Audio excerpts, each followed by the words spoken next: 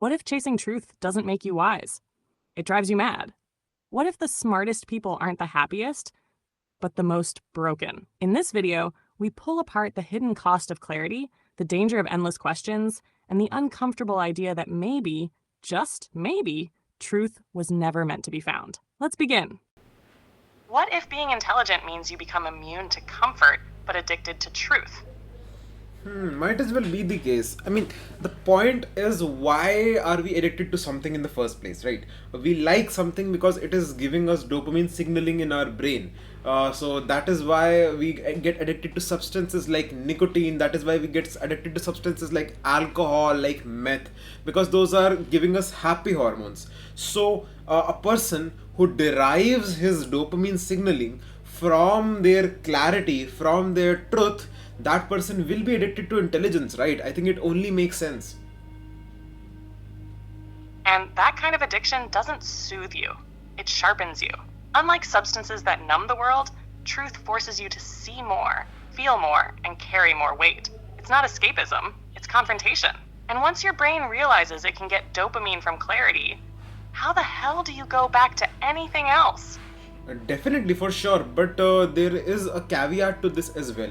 But firstly, let's define two types of people: ones who truly are seeking truth, and ones who are seeking truth to an extent. Because I feel like at the end of the day, everyone, every person, by the virtue of being a human being, has a limit to how much how much truth they can even take. For example, I might be someone who's okay with self-criticism, right? But there will be a limit to how much you can criticize me. Maybe I will have certain boundaries that I can't think about more than that. For example, I can think in terms of my own problems, my own deficits, but the moment you go and talk to my about my parents, immediately I'll have that reaction where you disturbed my comfort. How the hell did you decide to speak about them? So everyone has that limit for themselves. So that limit is where it is going to end. So that it was and if it is going to end, it was never really about truth in the first place. It was never really about clarity in the first place. It was just about dopamine, just like how everyone who likes comfort is outright just asking for dopamine.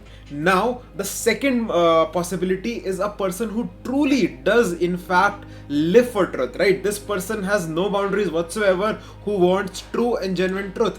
Now the problem with that is that they won't stop, they will not rest at any particular juncture, right? Even if I end up giving them the three laws of thermodynamics, even if I ended up giving them the theory of gravity, they'll question that too, because all of those things are based on certain assumptions. When you start targeting assumptions, right, when you start eroding for truth, all that you're left with is more and more and more and more questions. And at some level, your ability to question itself will be a question that you have to ask for themselves. This person actually risks losing to insanity more than anything else. That just like how someone who is addicted to meth completely becomes a nut job, similarly this person who's addicted to truth will also end up becoming insane. That will be how their mind messes up, how they lose sanity. And that's the terrifying paradox, isn't it? That truth doesn't free you, it unravels you.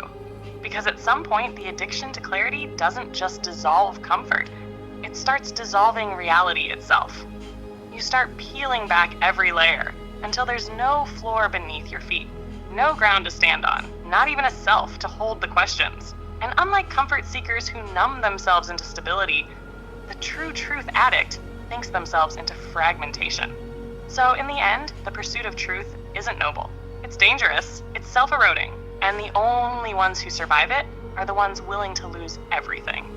Definitely, and I think that is also the point, reason why a lot of philosophers end up in situations where either they go insane or they are completely cut off from society itself, right? Or or a third path is that they establish their own rigid beliefs in which they adhere to. Even Plato had his theory of forms, right? And if you were to question that, he'll get mad. And people who don't stop questioning, they become like that philosopher Diogenes. He was like literally on the streets, insane, living in a tub, right? With the dogs, street dogs.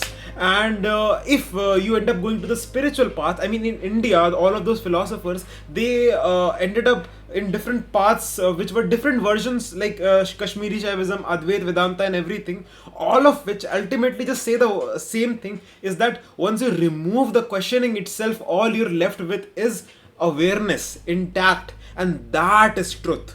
But isn't but truthfully, if I am going to question that, even the awareness itself is a mechanism within my body, and what comes, how does it stem from, where does it stem from, that question still remains for me. That okay, awareness is the ultimate truth, but where is that awareness itself coming from? So they make assumptions for that, right? They make the assumptions of soul, the assumptions of atman, the assumptions of brahman, and they are like using placeholder realities in order to make sure they don't collapse. But again, it is still making things up. It is them just deciding after a point that I can't do this anymore, let's just remove the questioning itself, and now I don't have the ability to question anymore, so yay, this is the final reality. It is sort of an intellectual resignation at the end of the day. Exactly. It's not transcendence, it's surrender. But dressed in robes, what looks like spiritual enlightenment 9 times out of 10 is just a beautifully worded collapse. A self-imposed ending to the recursion loop because they couldn't carry the weight of endless truth. And the irony, the moment they declare awareness is the final truth, they become the very thing they tried to escape, a belief holder. They've built a temple at the edge of a cliff and called it God, just so they don't have to look into the abyss anymore. So the spiritual path isn't always a higher evolution of philosophy. Sometimes it's the emotional hospice for philosophers who couldn't take the next step. Definitely. So, if we have established that if you keep questioning, either you'll go insane, or you'll end up creating your own rigid beliefs, or you'll end up assuming things, what is the way out? I think if I were to go logically, that means that as long as I am questioning, as long as the presence and this awareness is there, therefore truth cannot really exist, and so death must be truth. But that still sounds like another form of resignation. It is just existential in nature, right? I am just like assigning meaning to a state that I won't even exist to experience. So what is the point in that? So let's think about it even more logically, right? So all of those things are not what truth is. What itself can be truth? I feel like the only thing that is remaining at the end of the day is the process of questioning. I would say that will be my answer to this. Maybe this answer itself is a resignation, who knows? But still, I will still proclaim it to be an answer, and it is that okay, the answer to the final destination is that the process itself is the final layer. When you stop trying to look for an answer, when you keep on questioning, then the only constant that remains is questioning itself. One school of thought is you remove that questioning and then it is awareness, but I disagree with that, because even in that you're making assumptions, right? I say the process of questioning, the process of living will be the final layer, because it will be the process that remains intact when you remove everything else.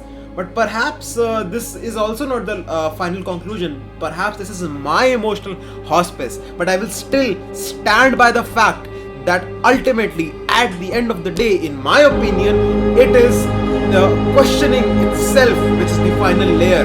The questioning is the meaning itself. The questioning is truth itself. And I exist not because I think, but because I question.